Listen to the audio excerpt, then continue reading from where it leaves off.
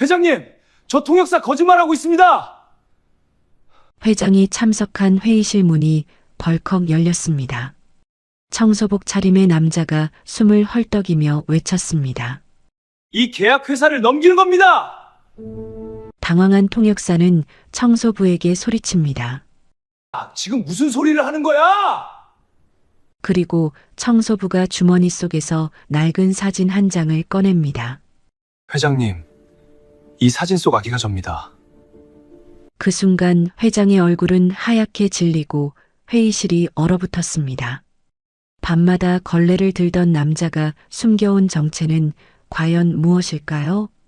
사연 시작 전 무료 버튼인 구독과 좋아요 부탁드리며 어디서 듣고 계신지 댓글 남겨주시면 반갑게 인사드릴게요. 그럼 지금 사연 시작합니다. 회의실 문이 갑자기 열렸습니다.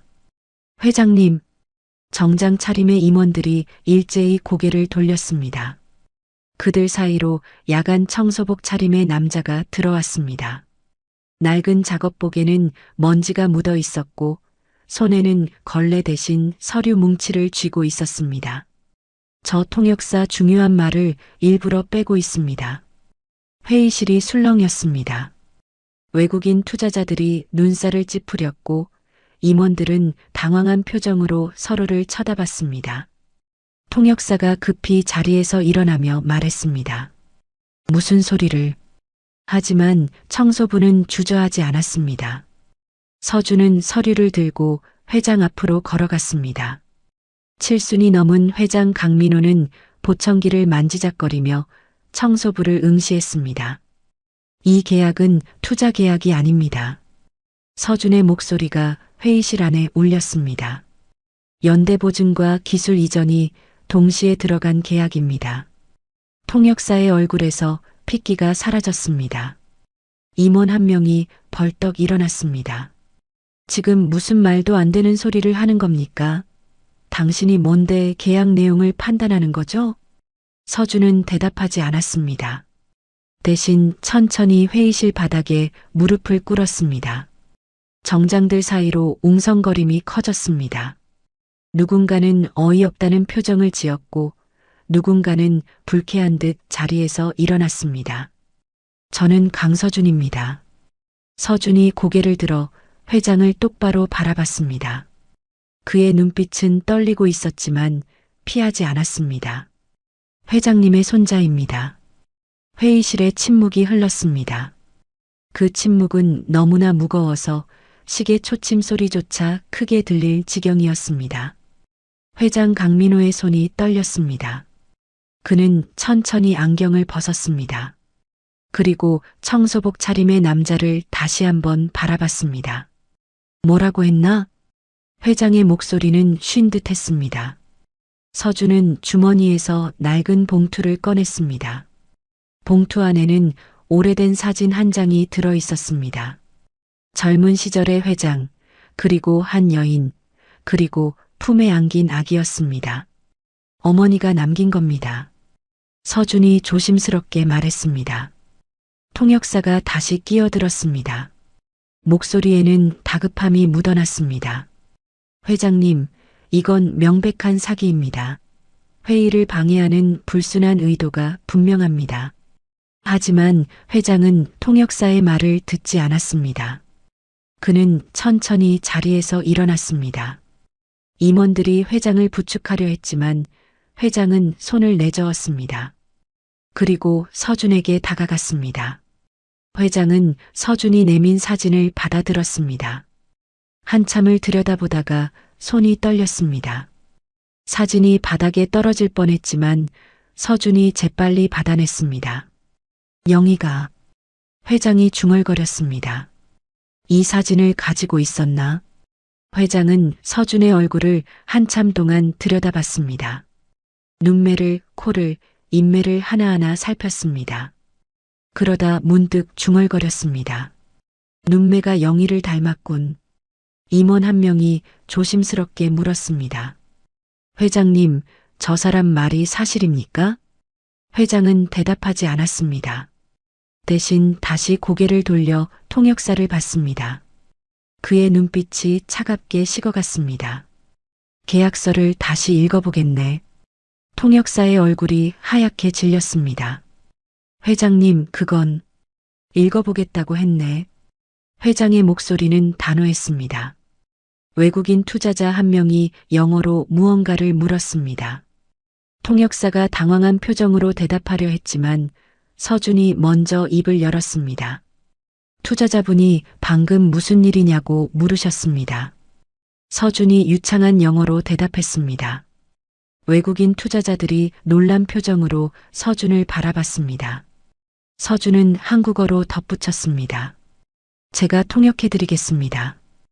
회의실 앞 모든 사람의 시선이 서준에게 쏠렸습니다. 회장이 천천히 고개를 끄덕였습니다. 그래, 자네가 해보게. 통역사는 그 자리에 주저앉았습니다. 얼굴은 새하얗게 질려 있었고 입술은 파르르 떨렸습니다. 임원들은 수군거렸고 외국인 투자자들은 혼란스러운 표정을 지었습니다. 서준은 떨리는 손으로 계약서를 펼쳤습니다. 밤마다 걸레를 들던 그 손으로 이제는 진실을 펼치기 시작했습니다. 계약서 첫 장에는 선명하게 적혀 있었습니다. 투자 실패 시 연대보증 조항, 그리고 기술 특허 무상 이전 조항. 회장은 자리에 앉아 서준을 바라봤습니다. 그의 눈빛에는 의심과 기대, 그리고 알 수 없는 슬픔이 함께 담겨 있었습니다. 시작하게. 회장이 말했습니다. 서준은 깊게 숨을 들이마셨습니다. 그리고 계약서를 읽기 시작했습니다. 한 문장, 한 문장 또박또박 읽어내려갔습니다. 통역사가 의도적으로 생략했던 문장들이 하나씩 드러났습니다. 외국인 투자자 한 명이 고개를 끄덕이며 말했습니다. 서준이 통역했습니다. 투자자분이 말씀하시길 청년이 말한 내용이 맞다고 합니다. 통역사가 비틀거리며 벽에 기댔습니다. 회장은 계약서를 덮었습니다. 그리고 서준을 다시 한번 바라봤습니다. 일어나게. 회장이 말했습니다. 바닥에 무릎 꿇은 사람은 내 손자가 아니네. 서준이 천천히 일어났습니다. 두 사람의 눈이 마주쳤습니다. 그렇게 밤의 청소부는 자신의 이름을 되찾기 위한 첫걸음을 내디뎠습니다. 불과 몇 시간 전까지만 해도 서준은 이 건물에서 보이지 않는 사람이었습니다. 사람들이 떠난 뒤 걸레를 들고 돌아다니는 야간 청소부. 사물함에는 이름 대신 야간 미화 17번이라는 번호표가 붙어 있었습니다. 서준은 매일 밤 8시에 출근했습니다. 낮에 일하는 사람들과 마주칠 일이 없도록 그렇게 시간을 맞춰 살았습니다. 회의실 바닥을 닦을 때도 임원실 쓰레기통을 비울 때도 서준은 늘 투명인간처럼 지냈습니다. 누군가 지나가면 고개를 숙였고 누군가 말을 걸면 짧게 대답했습니다. 그렇게 3년을 일했지만 서준의 이름을 아는 사람은 아무도 없었습니다. 쪽방촌 단칸방으로 돌아가는 새벽길은 언제나 고요했습니다. 좁은 골목을 지나 낡은 계단을 오르면 서준의 집이 나왔습니다. 문을 열면 아버지가 택시키를 챙기고 있었습니다. 다녀왔냐? 아버지는 늘 그 말만 했습니다. 그리고 새벽 손님을 태우러 나갔습니다. 아버지 역시 밤에 사는 사람이었습니다. 낮에는 쪽방에서 잠을 자고 밤에는 택시 핸들을 잡았습니다. 서준은 아버지가 나간 뒤에야 비로소 이어폰을 꺼냈습니다. 그리고 외국어 뉴스를 틀었습니다. 경제방송, 계약 관련 강의, 국제무역 뉴스. 서준은 밤마다 이런 것들을 들으며 잠들었습니다. 언젠간 써먹을 날이 오겠지. 서준은 스스로에게 그렇게 말했습니다. 하지만 그날이 언제일지는 알 수 없었습니다. 어느 날 아버지가 퇴근하고 돌아와 물었습니다. 너 요새 뭐 배우냐? 서준은 이어폰을 빼며 대답했습니다. 그냥 영어요. 아버지는 한숨을 쉬었습니다. 우린 그냥 이렇게 버티는 거다. 쓸데없는 꿈 꾸지 마라. 아버지의 목소리에는 체념이 묻어 있었습니다. 서준은 아무 말도 하지 않았습니다. 하지만 속으로는 생각했습니다. 나는 다르게 살 거야. 서준이 이 건물에서 청소부로 일하게 된 건 우연이 아니었습니다. 이 건물, 이 회사, 그리고 이 회장. 서준은 알고 있었습니다. 자신이 이 집안의 피라는 걸. 어머니는 서준이 10살 때 세상을 떠났습니다. 병원비를 감당할 수 없어서 결국 집에서 눈을 감았습니다. 어머니는 마지막 순간까지 사진 한 장을 품에 안고 있었습니다. 서준아. 어머니가 떨리는 손으로 사진을 내밀었습니다. 이 사람이 내 할아버지야. 어린 서준은 사진 속 남자를 보며 물었습니다. 왜 우리랑 안 살아요? 어머니는 대답하지 못했습니다. 그저 눈물만 흘렸습니다. 미안하다 엄마가 미안해. 그게 어머니의 마지막 말이었습니다. 그 뒤로 아버지는 말을 잃었습니다. 택시 키만 쥐고 밤거리를 돌았습니다. 서준은 혼자 컸습니다. 학교를 졸업하고 공장에서 일했고 편의점 야간 알바를 했습니다. 그러다 이 건물 청소부 자리가 났다는 소식을 들었습니다. 서준은 망설이지 않았습니다. 지원서를 냈고 면접을 받고 합격했습니다. 그렇게 이 건물에 발을 들였습니다. 처음 이 건물에 들어온 날 서준은 로비에 걸린 초상화를 봤습니다. 창업주 강민호. 사진 속 남자는 어머니가 남긴 사진 속 남자와 똑같았습니다. 여기구나. 서준은 그날 처음으로 확신했습니다. 자신이 찾아야 할 곳이 바로 여기라는 걸. 하지만 서준은 드러내지 않았습니다. 그저 묵묵히 청소를 했습니다. 바닥을 닦고 쓰레기를 치우고 화장실을 청소했습니다. 그러면서 조금씩 이 회사를 알아갔습니다. 회의실에 남겨진 서류들, 파쇄기에 걸린 계약서, 조각들, 임원들이 나눈 대화. 서준은 하나도 놓치지 않았습니다. 그리고 깨달았습니다. 이 회사가 위험에 빠져 있다는 걸. 어느 날 밤 서준은 회의실 바닥을 닦다가 멈춰 섰습니다. 책상 위에 놓인 계약서가 눈에 들어왔습니다. 서준은 주위를 살피고 조심스럽게 서류를 펼쳤습니다. 투자 계약서. 서준은 한 줄 한 줄 읽어 내려갔습니다. 그리고 몸이 굳었습니다. 이건 투자가 아니야. 계약서에는 분명히 적혀 있었습니다. 연대보증 조항, 기술 이전 조항, 그리고 경영권 이양 조항까지. 이건 회사를 넘기는 계약이야. 서준은 손이 떨렸습니다. 하지만 아무것도 할 수 없었습니다. 청소부인 자신이 무슨 말을 한들 누가 믿겠습니까? 그날 밤 서준은 쪽방으로 돌아와 잠을 이루지 못했습니다. 어머니의 얼굴이 떠올랐습니다. 사진 속 회장의 모습이 떠올랐습니다. 그리고 생각했습니다. 내가 뭔가 해야 하는 걸까? 서준은 이불을 뒤집어 쓰고 중얼거렸습니다. 언젠간 기회가 오겠지. 그 기회는 생각보다 빨리 찾아왔습니다. 바로 오늘 밤 그 회의실에서. 그날 밤 회의실 불이 늦게까지 켜져 있었습니다. 서준은 복도를 지나다가 멈춰 섰습니다. 평소라면 이 시간에는 모든 불이 꺼져 있어야 했습니다. 하지만 오늘은 달랐습니다. 회의실 안에서 여러 사람의 목소리가 들렸습니다. 서준은 청소 카트를 밀고 조용히 다가갔습니다. 회의실 문틈으로 안을 들여다봤습니다. 회장이 앉아 있었고 그 맞은편에는 외국인 2명이 앉아 있었습니다. 양복 차림의 임원 서너 명도 함께였습니다. 그리고 통역사 1명이 회장 옆에 서 있었습니다. 외국 투자사와의 최종 협상이구나.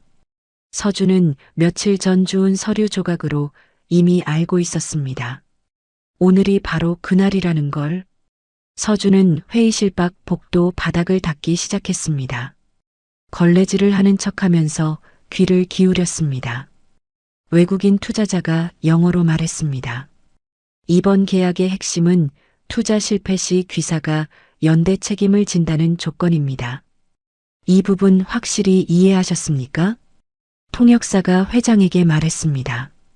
회장님께서는 투자금만 받으시면 되고 경영에는 관여하지 않습니다. 서준은 걸레질하던 손을 멈췄습니다. 뭐라고? 방금 외국인이 한 말과 통역사가 전한 말이 완전히 달랐습니다. 서준은 다시 한번 귀를 기울였습니다. 외국인 투자자가 계속 말했습니다. 그리고 기술 특허는 무상으로 이전됩니다. 계약서 3조에 명시된 대로입니다. 통역사가 회장에게 말했습니다.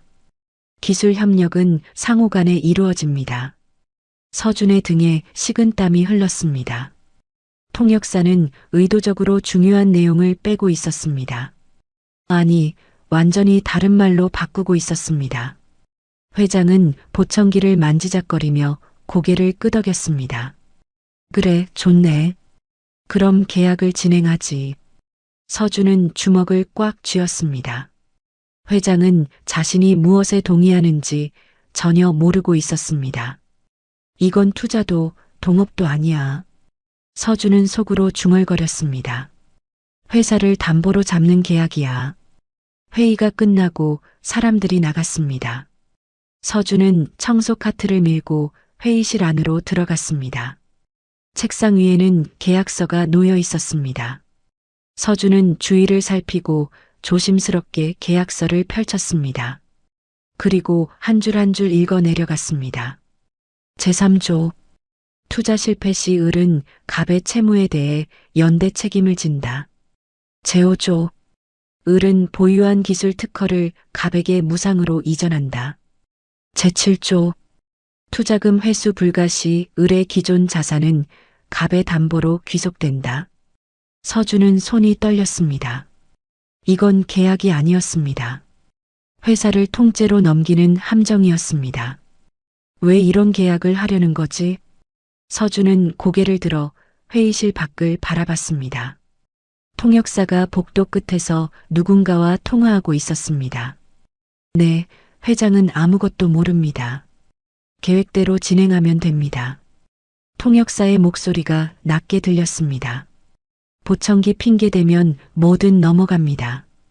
걱정 마세요. 서준은 온몸에 소름이 돋았습니다. 이건 단순한 실수가 아니었습니다. 계획된 사기였습니다. 서준은 계약서를 다시 덮었습니다. 그리고 주머니에서 휴대폰을 꺼내 사진을 찍었습니다. 1장, 2장, 3장. 중요한 조항들을 모두 찍었습니다. 그때 뒤에서 목소리가 들렸습니다. 거기서 뭐 하는 거야? 서준은 깜짝 놀라 돌아봤습니다. 통역사가 회의실 문 앞에 서 있었습니다. 청소하고 있습니다. 서준은 재빨리 휴대폰을 주머니에 넣었습니다. 통역사가 의심스러운 눈으로 서준을 바라봤습니다. 청소부 주제의 계약서는 왜 봐? 죄송합니다. 치우려고 했습니다. 서준은 고개를 숙였습니다. 통역사가 다가와 계약서를 집어들었습니다. 그리고 서준을 노려봤습니다. 넌 내일이나 해. 쓸데없는데 관심 갖지 말고. 네, 알겠습니다. 서준은 고개를 숙인 채 대답했습니다. 통역사는 계약서를 들고 나갔습니다.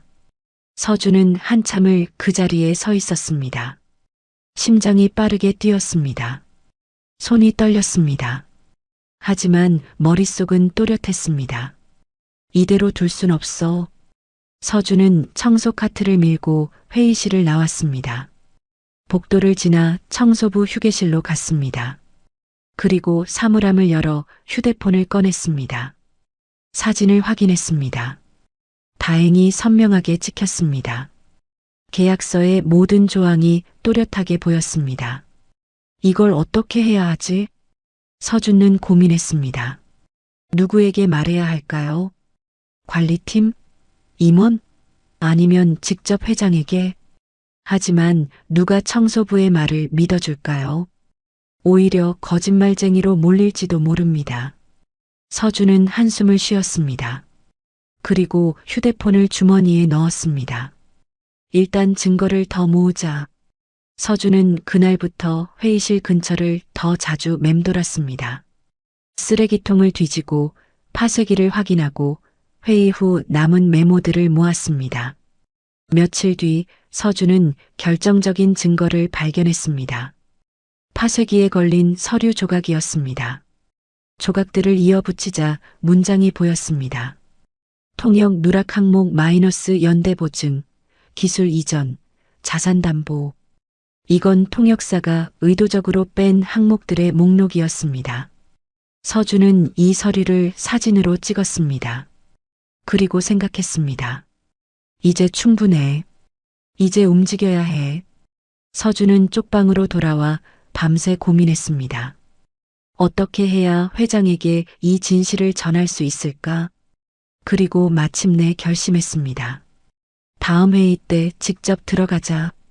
그날 이후 서준은 청소보다 서류를 더 자세히 봤습니다. 회의 후 남겨진 메모, 통역사가 버린 초안, 파쇄기에 걸린 계약서 조각들. 서준은 하나도 놓치지 않았습니다. 청소 카트 밑에는 작은 봉투가 숨겨져 있었습니다. 서준은 그 안에 증거들을 조금씩 모았습니다. 한 달이 지났습니다. 서준의 봉투는 점점 두꺼워졌습니다.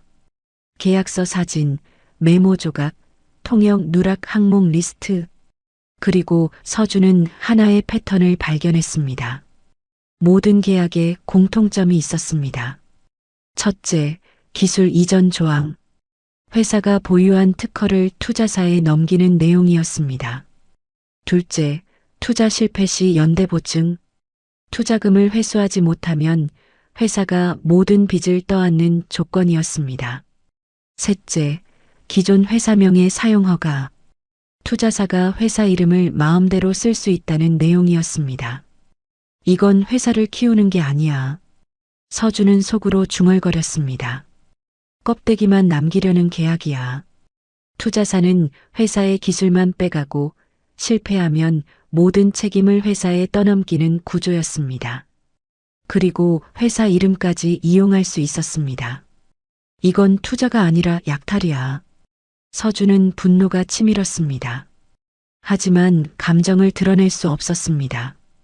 그저 묵묵히 증거를 모을 뿐이었습니다. 어느 날 밤 서준은 임원실 쓰레기통을 비우다가 찢어진 서류를 발견했습니다. 조각들을 이어붙이자 놀라운 내용이 드러났습니다. 투자 후 예상 시나리오 6개월 내 기술 이전 완료, 1년 내 투자 실패 선언, 회사 자산 압류. 이건 계획표였습니다.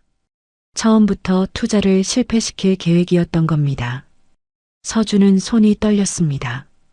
이건 단순한 사기가 아니었습니다.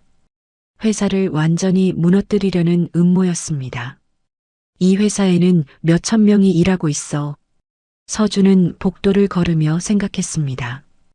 이 사람들 모두 거리로 내쫓기겠구나. 서준은 매일 밤 이 복도를 걸었습니다. 낮에는 정장 입은 사람들로 붐비는 이곳이 밤에는 텅 비어 있었습니다. 하지만 책상마다 가족 사진이 놓여 있었습니다. 아이들 사진, 부모님 사진, 애완동물 사진. 이 사람들 모두 내 가족처럼 버림받겠지. 서준은 자신의 어머니를 떠올렸습니다. 회사 위기 때 보증을 섰다가 쫓겨난 어머니. 병원비도 없이 쪽방에서 숨을 거둔 어머니.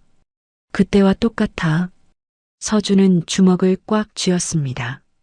며칠 뒤 서준은 또 다른 증거를 발견했습니다. 통역사가 주고받은 이메일 출력물이었습니다.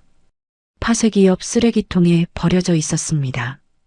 회장 건강 상태 확인, 보청기 의존도 높음, 통역 조작 용의, 계약 후 2개월 내 임원진 교체 예정, 반대 세력 제거 완료 시 연락 바람. 서준은 온몸에 소름이 돋았습니다. 이건 회장의 귀가 어두운 걸 이용한 치밀한 계획이었습니다. 통역은 늘 이렇게 말했습니다. 이건 회장님이 아실 필요 없는 내용입니다. 그 말이 서준 귀에는 이렇게 들렸습니다. 알면 안 되는 내용입니다. 서준은 이 모든 증거를 사진으로 찍었습니다. 그리고 안전한 곳에 백업했습니다. 이메일로 자신에게 보내고 클라우드에 저장하고 USB에도 복사했습니다. 이제 충분해. 서준은 생각했습니다. 이제 누군가에게 알려야 해. 하지만 누구에게 말해야 할까요? 서준은 고민했습니다. 관리팀? 임원? 아니면 직접 회장에게? 서준은 먼저 관리팀을 찾아가기로 했습니다. 조심스럽게 접근한다면 들어줄지도 모른다고 생각했습니다. 다음 날 낮 서준은 관리팀에 전화를 걸었습니다. 저기 중요한 정보가 있어서 연락드렸습니다. 무슨 정보인데요? 계약 관련해서 문제가 있습니다. 계약이요? 당신은 누구시죠? 야간 청소 17번입니다. 전화 너머로 한숨소리가 들렸습니다. 청소부가 무슨 계약을 알아요? 장난 전화 그만하세요. 그리고 전화가 끊겼습니다. 서준은 허탈했습니다. 하지만 포기하지 않았습니다. 며칠 뒤 서준은 임원 한 명을 복도에서 마주쳤습니다. 용기를 내서 말을 걸었습니다. 실례지만 잠깐 말씀드릴 게 있습니다. 임원이 귀찮다는 표정으로 서준을 봤습니다. 뭔데요? 투자 계약서에 문제가 있습니다. 당신이 어떻게 계약 내용을 알아요? 제가 확인했습니다. 통역의 오류가. 임원이 손을 내저었습니다. 청소부 주제에 무슨 헛소리예요. 일이나 하세요. 그리고 임원은 가버렸습니다. 서준은 벽에 기댔습니다. 아무도 들어주지 않았습니다. 청소부라는 이유만으로 모두가 무시했습니다. 내가 정말 할 수 있을까? 서준은 회의감이 들었습니다. 그날 밤 통역사가 서준을 불러 세웠습니다. 어두운 복도 끝에서였습니다. 너 요새 이상한 짓 하더라. 통역사의 목소리가 차갑게 들렸습니다. 무슨 말씀이신지. 관리팀이랑 임원한테 뭐라고 한 거야? 서준은 아무 대답도 하지 못했습니다. 통역사가 한 발짝 다가왔습니다. 넌 내일이나 해. 괜히 나서다가 다친다. 하지만 이 계약은. 닥쳐. 통역사가 서준의 말을 끊었습니다. 내가 뭘 안다고 나서는 거야. 청소부 주제에. 서준은 고개를 숙였습니다. 통역사는 비웃으며 돌아갔습니다. 서준은 한참을 그 자리에 서 있었습니다. 주먹을 꽉 쥐었습니다. 손톱이 손바닥에 박혔습니다. 이대로 포기할 순 없어. 서준은 결심했습니다. 다음 회의 때 직접 들어가자. 직접 회장님께 말씀드리자. 서준은 결국 아버지에게 물었습니다. 그날 밤 아버지가 새벽 운행을 마치고 돌아왔습니다. 택시키를 식탁 위에 내려놓고 물 한 잔을 마셨습니다. 서준은 이불 위에 앉아 아버지를 바라봤습니다. 아버지, 왜? 그 회장 우리랑 무슨 사이예요? 아버지의 손이 멈췄습니다. 물잔을 든 채로 굳어 있었습니다. 한참을 그렇게 서 있다가 천천히 물잔을 내려놓았습니다. 갑자기 왜 그런 걸 물어? 그냥 궁금해서요. 아버지는 대답하지 않았습니다. 창문 밖을 바라보며 담배를 꺼냈습니다. 불을 붙이고 깊게 빨아들였습니다. 아버지, 서준이 다시 불렀습니다. 엄마가 남긴 사진 그 사람이 회장님 맞죠? 아버지가 담배 연기를 길게 내뿜었습니다.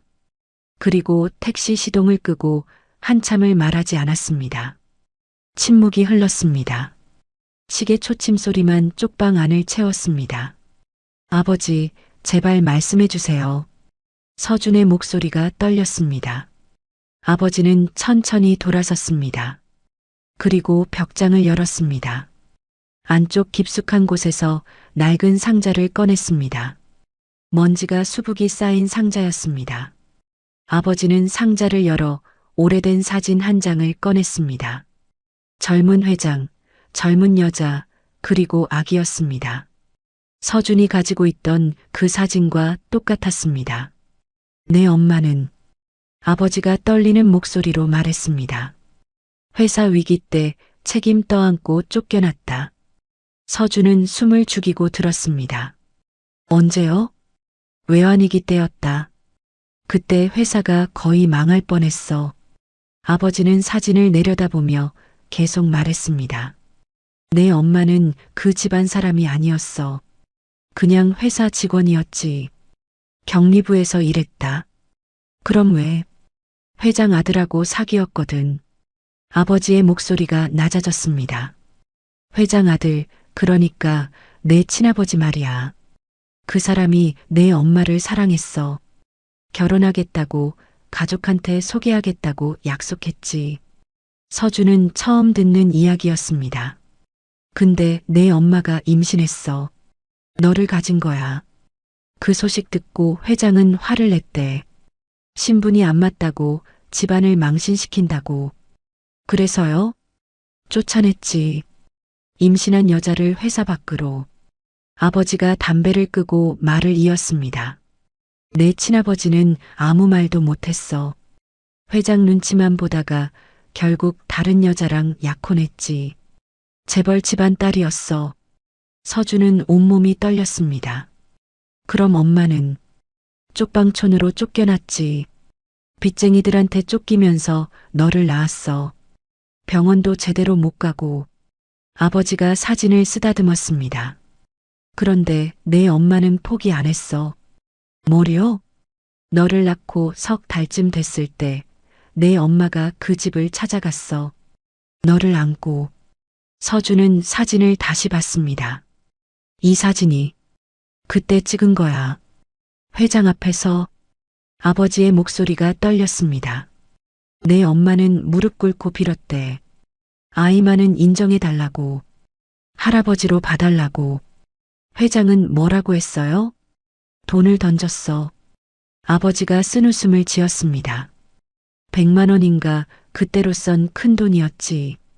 그걸 내 엄마 발치에 던지면서 말했대. 다시는 나타나지 말라고. 이게 마지막이라고. 그래서 엄마는 돈을 안 집었어. 그냥 너를 안고 나왔지. 근데 회장 비서가 따라 나와서 사진을 한 장 찍었대. 증거용으로. 나중에 내 엄마가 또 찾아오면 보여주려고. 그 사진을 엄마가 가져온 거예요? 아니, 비서가 몰래 줬어. 내 엄마한테 미안했나 봐. 그리고 말했대. 언젠가 이 사진이 필요할 거라고. 서준은 사진을 꽉 쥐었습니다. 그 뒤로 엄마는 어떻게 됐어요? 외환위기가 터지면서 더 힘들어졌지. 회사가 위기에 빠졌고 그때 회장이 또 내 엄마를 찾았어. 왜요? 보증을 서달라고. 아버지의 목소리가 낮아졌습니다. 회사 살리려면 개인명의 보증이 필요하다고. 그러면 나중에 너를 인정해주겠다고 약속했대. 엄마가 보증을 섰어요? 그랬지. 너 때문에. 내가 할아버지한테 인정받을 수 있다면 뭐든 하겠다고. 아버지는 고개를 저었습니다. 근데 회사는 살았어. 외환위기를 넘겼지. 그런데요? 내 엄마만 남았어. 보증빚이. 서준은 주먹을 쥐었습니다. 회사는 빚을 안 갚았어요?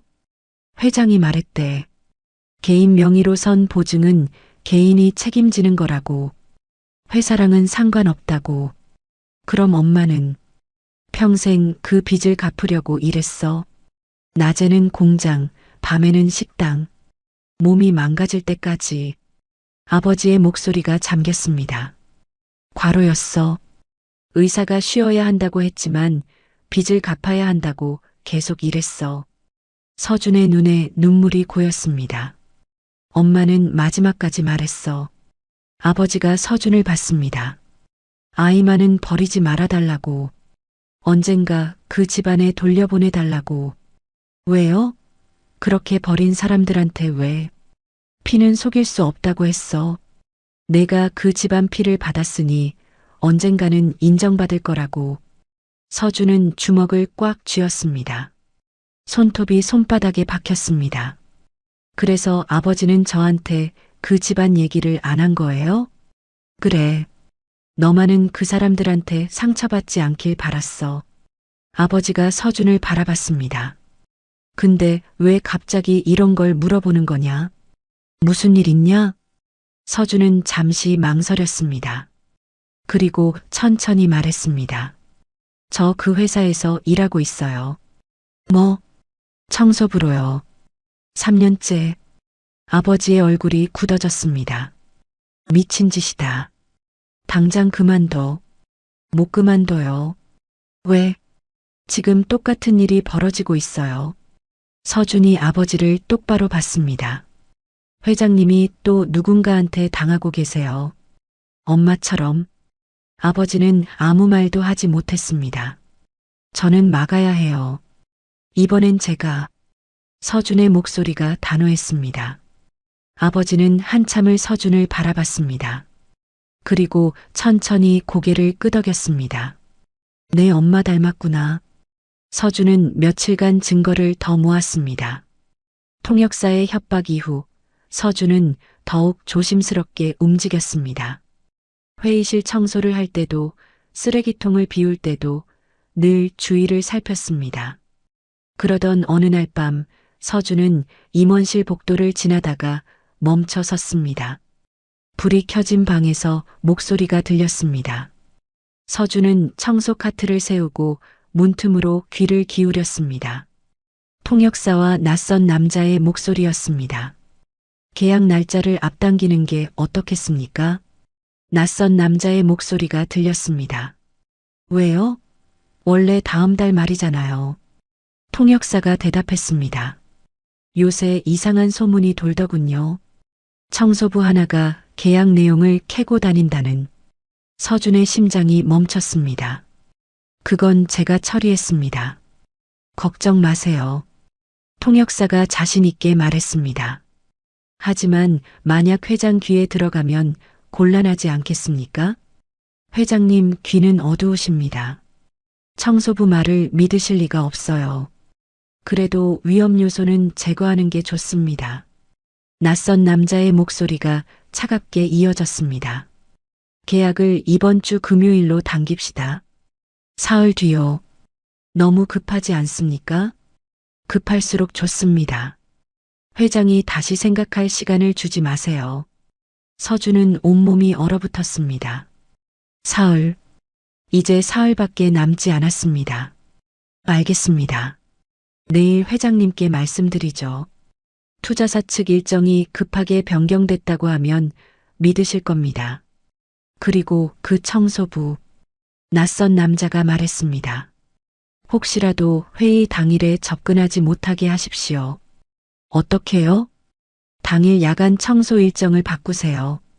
다른 층으로 보내든지 아예 쉬게 하든지. 좋은 생각이네요. 통역사가 웃었습니다. 서준은 급히 몸을 낮췄습니다. 청소 카트를 밀고 조용히 자리를 떠났습니다. 심장이 터질 듯 뛰었습니다. 사흘 이제 사흘밖에 없어. 서준은 휴게실로 달려갔습니다. 손이 떨려서 사물함 문을 여는 것도 힘들었습니다. 휴대폰을 꺼내 달력을 확인했습니다. 오늘이 화요일, 금요일까지 사흘. 그때까지 회장님께 말씀드려야 해. 하지만 어떻게요? 회장은 임원들에게 둘러싸여 있었습니다. 통역사가 늘 옆에 붙어 있었습니다. 청소부인 서준이 접근할 방법이 없었습니다. 다음 날 서준의 불안은 현실이 됐습니다. 관리팀에서 연락이 왔습니다. 야간 미화 17번, 이번 주 금요일 근무 일정이 변경됐습니다. 왜요? 3층 특별 청소가 있어서요. 그날은 10층 회의실 근처 출입 금지입니다. 서준은 식은땀이 흘렀습니다. 꼭 그날이어야 합니까? 지시사항입니다. 따르세요. 전화가 끊겼습니다. 서준은 주먹을 쥐었습니다. 통역사가 움직인 겁니다. 회의 당일 서준을 회장에게서 멀리 떨어뜨리려는 계획이었습니다. 이대로 당할 순 없어. 서준은 새로운 방법을 생각해야 했습니다. 그날 밤 서준은 쪽방으로 돌아와 고민했습니다. 아버지는 택시 운행 중이었습니다. 혼자 남은 방 안에서 서준은 증거 사진들을 다시 꺼내봤습니다. 이걸 어떻게든 회장님께 전달해야 해. 그때 서준의 눈에 한 가지 방법이 떠올랐습니다. 회의실에 미리 들어가는 거야. 금요일 회의는 저녁 8시였습니다.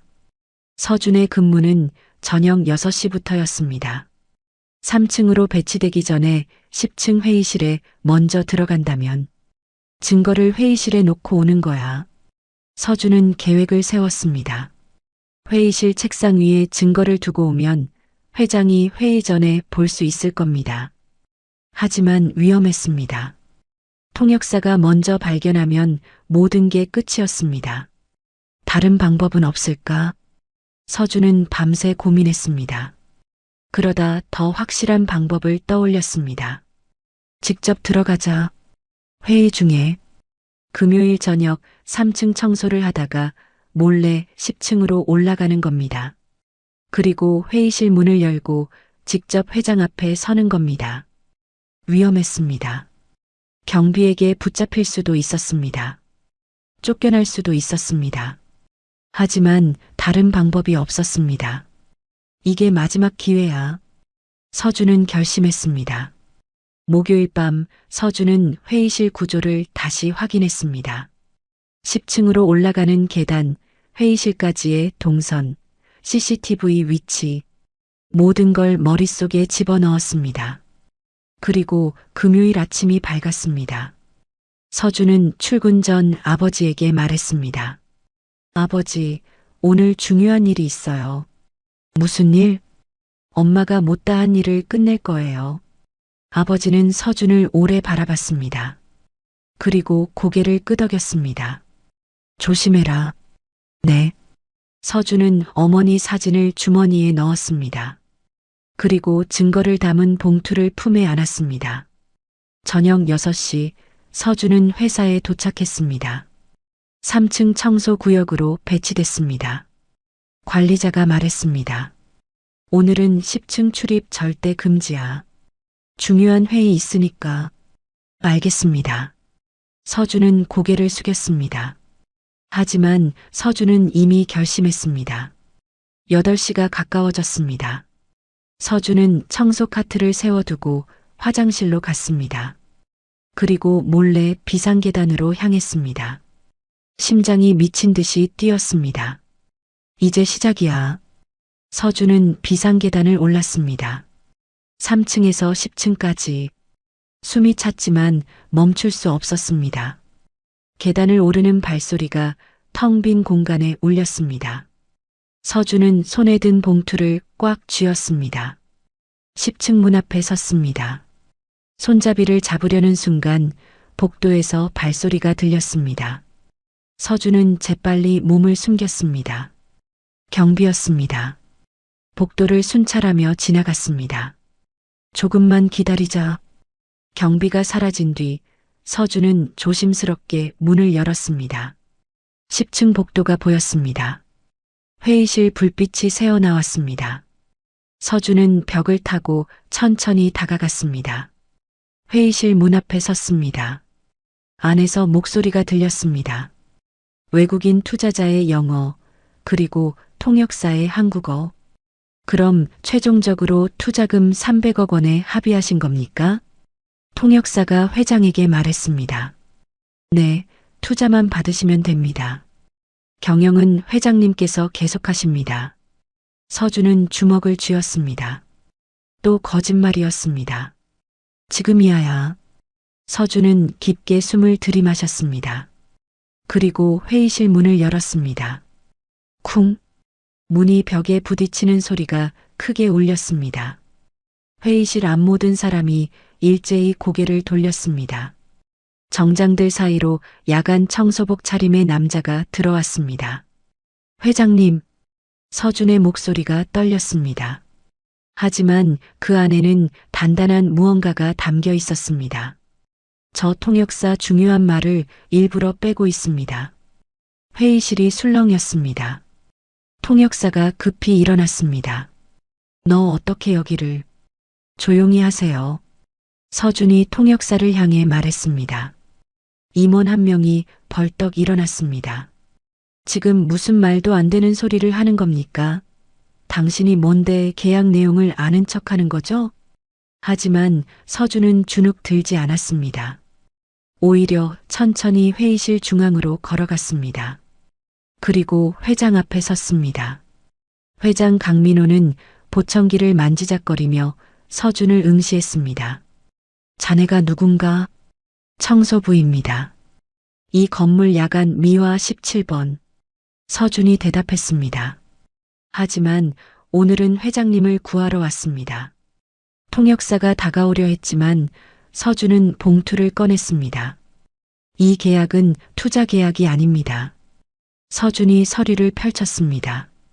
연대보증과 기술 이전이 동시에 들어간 계약입니다. 투자 실패 시 회사 전체가 담보로 넘어갑니다.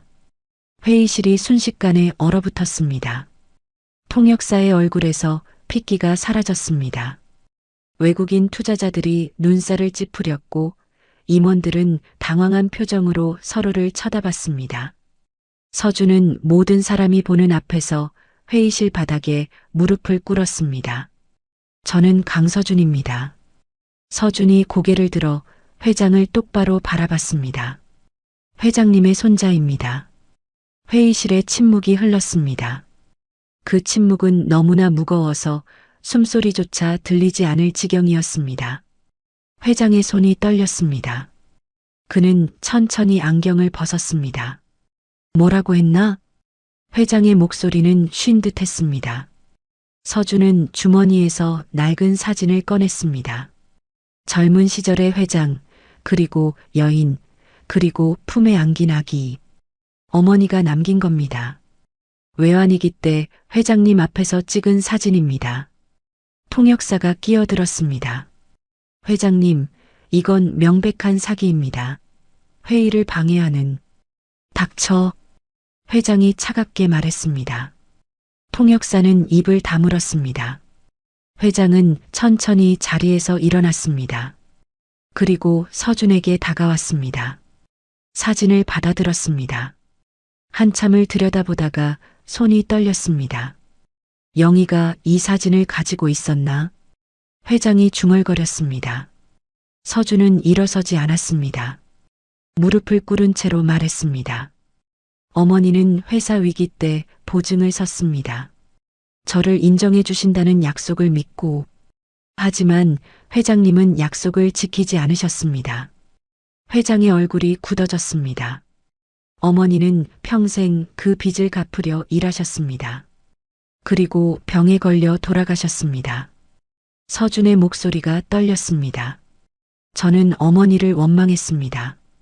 왜 그런 사람들을 믿었냐고, 왜 저를 그 집안에 돌려보내려 했냐고. 회장은 아무 말도 하지 못했습니다. 하지만 이제 압니다. 서준이 회장을 똑바로 봤습니다. 어머니는 회장님이 또 같은 실수를 하실까봐 걱정하셨던 겁니다. 그래서 저를 보낸 거예요. 서준은 봉투에서 서류를 꺼냈습니다. 이 계약서를 보십시오. 통역사가 빼먹은 조항들입니다. 회장이 서류를 받아들었습니다. 천천히 읽기 시작했습니다. 제3조, 투자 실패 시 연대 책임. 회장의 목소리가 떨렸습니다. 제5조, 기술 특허 무상 이전. 네. 통역사는 이 내용들을 전부 빼고 통역했습니다. 서준이 말했습니다. 외국인 투자자 한 명이 영어로 말했습니다. 서준이 통역했습니다.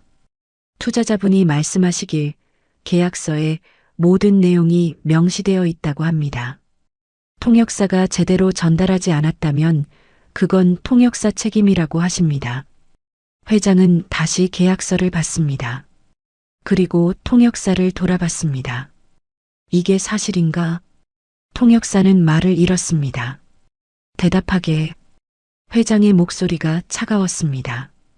그게 회장님 귀가 어두우셔서 그래서 속인 건가? 회장이 책상을 쳤습니다. 30년 전에도 그랬어. 누군가 날 속였지.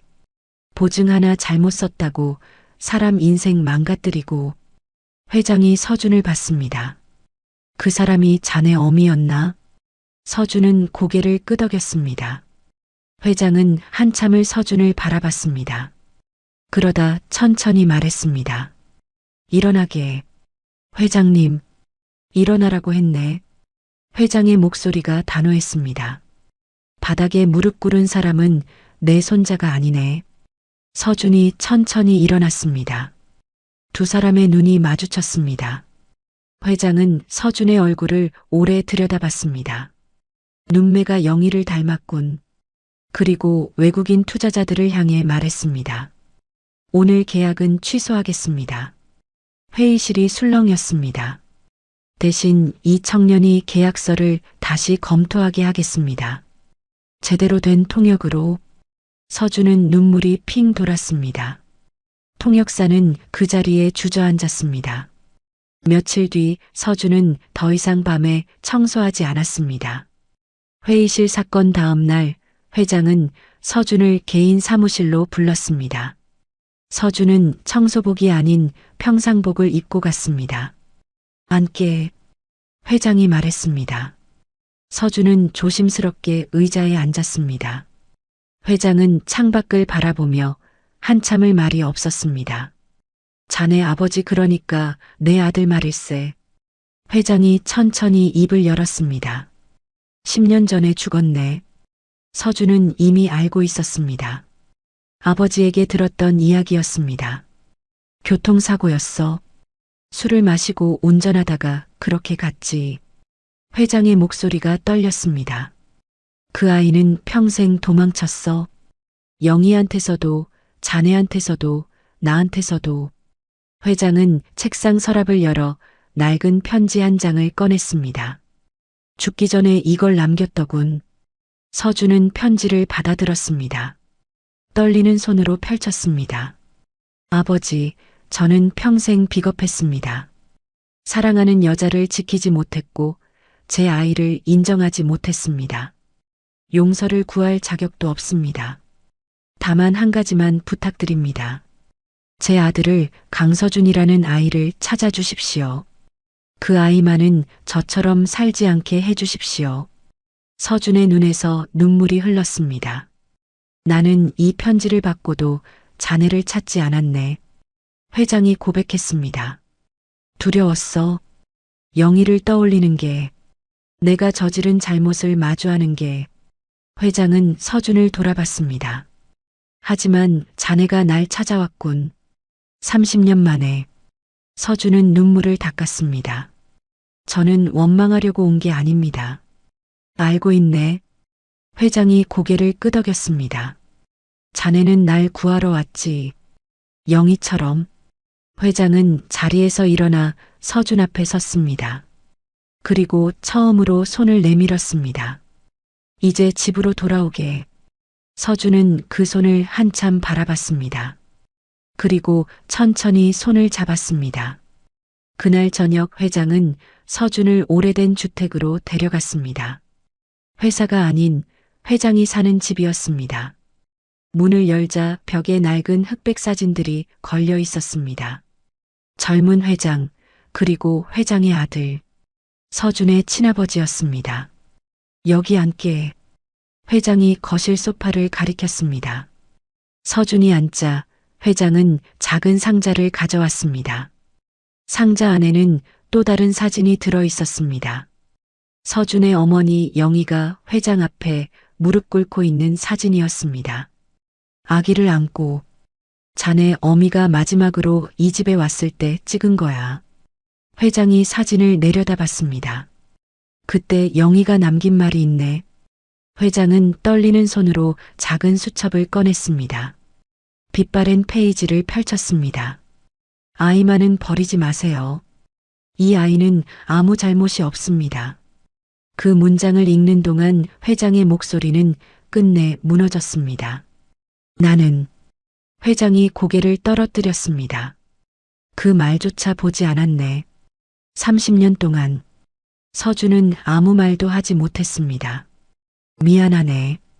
회장이 처음으로 고개를 숙였습니다.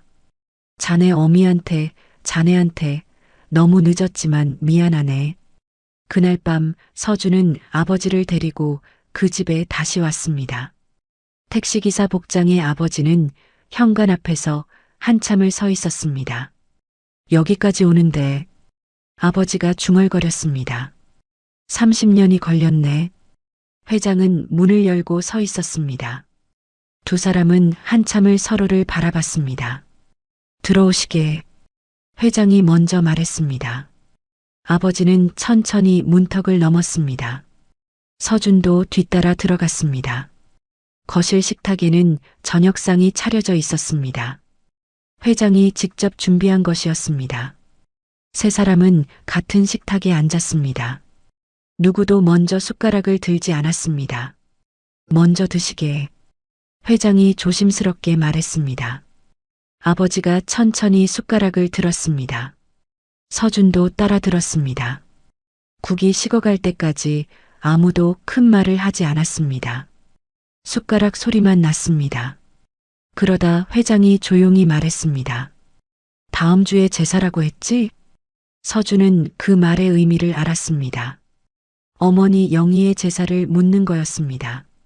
자네 어미를 이제라도 제대로 모시고 싶네. 회장이 서준을 봤습니다. 괜찮겠나? 서준은 고개를 끄덕였습니다. 감사합니다. 그날 이후 쪽방촌 집은 비워졌습니다. 아버지는 택시키를 식탁 위에 내려놓았습니다. 이제 아버지가 창밖을 바라봤습니다. 도망 안 가도 되겠지. 서준은 고개를 끄덕였습니다. 네. 이제 집에 왔어요. 며칠 뒤 회장은 임원 회의를 소집했습니다. 서준도 그 자리에 불렀습니다. 오늘부터 강서준을 우리 회사 고문으로 임명하겠습니다. 회장이 선언했습니다. 계약 관련 업무를 총괄하게 될 것입니다. 임원들이 웅성거렸습니다. 그리고 회장이 서준을 돌아봤습니다. 강서준은 내 손자입니다. 이제부터 우리 집안 사람으로 인정합니다. 회의실이 조용해졌습니다. 서준은 자리에서 일어나 고개를 숙였습니다. 최선을 다하겠습니다. 그날 저녁 서준은 회장과 단둘이 남았습니다. 명함 만들었네. 회장이 명함 한 장을 내밀었습니다. 고문 강서준. 서준은 명함을 받아들었습니다. 처음으로 자신의 이름이 적힌 명함이었습니다. 고맙네. 회장이 말했습니다. 뭐가요? 날 구해줘서. 영희처럼. 서준은 고개를 저었습니다. 제가 할 일을 했을 뿐입니다.